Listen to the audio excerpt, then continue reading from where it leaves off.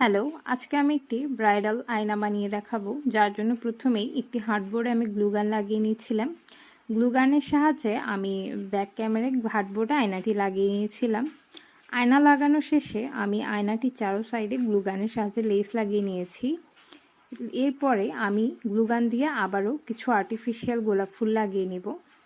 এখানে চাইলে অন্য ফুলও ইউজ করতে পারেন। আমি মোট 3টি গোলাপ লাগিয়েছিলাম। গোলাপ লাগানো শেষে আমি গোলাপের ফাঁকে ফাঁকে কিছু রেনু ইউজ করেছিলাম। আমি যেই জিনিসগুলো আসলে এখানে ব্যবহার করছি সবগুলোই মার্কেটে পাওয়া যায়। যেসব দোকানে লেস চুমকি পাওয়া যায় ওই দোকানগুলোতেই মূলত এই জিনিসগুলো পাওয়া যায়। আপনারা চাইলে যে যার যার মতো ডিজাইনে করতে পারেন। আমি আমার মতো করে করেছি।